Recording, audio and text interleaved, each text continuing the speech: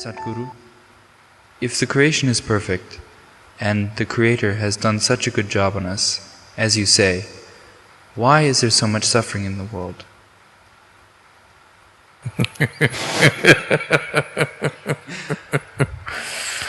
Why do we need to depend on somebody's compassion to exist here? So, if Creator had done a good job on us,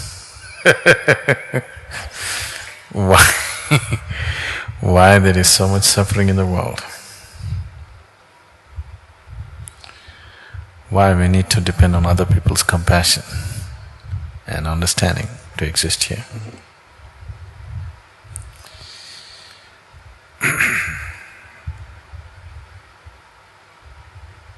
This is like, it happened once. A little boy came home with a $10 bill. What, Luke? In Ohio. A little boy came home with a $10 bill. His mother asked, he said, "I found it." His mother asked, "Luke, did you really find it? Are you sure?" He said, "Sure, ma'am, I even saw the man looking for it."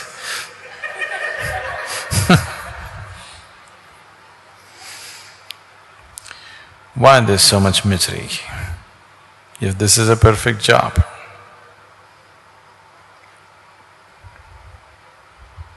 It's such a perfect job that it gives you the opportunity to be whichever way you wish to be. If creation had not given you the necessary opportunity to be what you wish to be, then there would be no possibilities, isn't it? Then there would be no such thing as liberation.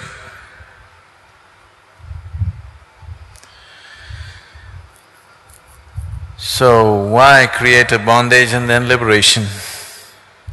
Why couldn't you be liberated? Then there would be no creation. Only because there is creation, now the possibility of going beyond that. Now, in animal nature and in other forms of life that you see around you, every kind, there is not much possibility. The possibility is just to survive, procreate, carry on with life and die one day. Because there is not much possibility, there is not much misery either. You don't see other creatures of the planet suffering like human beings. Their suffering is purely physical. If they are physically harmed, they are in pain. Even in pain, they do not know the kind of suffering that a human being knows. Human being knows this suffering not because creation gave this suffering to you. Creation just gave you the freedom to make whatever you wish to out of yourself. You're making suffering out of yourself, or a large population of the world has decided to make suffering out of themselves. That is their choice. Physical realities sometimes are comfortable, sometimes are not comfortable. That is so. We have been given the necessary intelligence to create necessary comfort for ourselves. That's not an issue really. If we have no problems with each other, creating comfort for all the population in the world is not a problem. It's not at all a big problem, really. Simply because we have inner problems, simply because this freedom, which should have been a benediction, has become a curse upon humanity. Right now, what human beings are suffering is not their bondage, they're suffering their freedom. If you suffer your bondage, it's all right. But if you suffer your freedom, that's tragedy. Right now, human beings are unfortunately suffering their freedom. This moment, you can make anything out of yourself. You can make joy out of yourself, you can make suffering out of yourself. What to do if 50% of the people or 90% of the people are choosing to make misery out of themselves? That's not creation's fault. Just gave you the freedom so that you could go beyond. Once you have come as human, you are not trapped anymore. Other creatures are trapped in their own instincts. Beyond that, they cannot think. You have instincts for survival, but still you have the possibility of going beyond these instincts.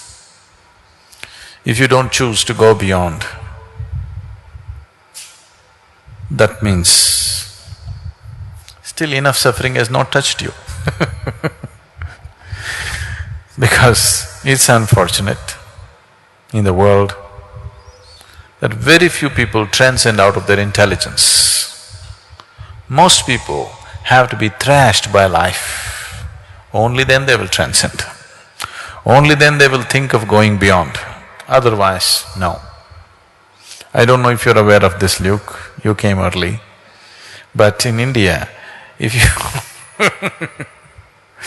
if you tell somebody that I'm living in an ashram, they will ask you, why, what went wrong, what happened to your life? So they believe only after something really goes wrong, you'll go to the ashram, okay? Because most people's intelligence is such, because they kept their brains in cold storage, they think they're going to use it in future. So, they can only seek anything beyond when something really goes wrong with their life. Till then, even if something really goes wrong, they will only pray for a better life next time.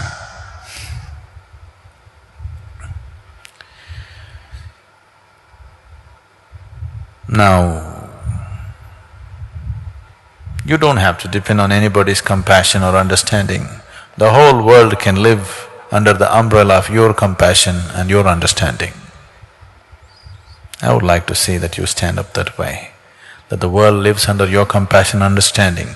You don't live in other people's compassion and understanding. If you have any dignity, that's how you should live, isn't it?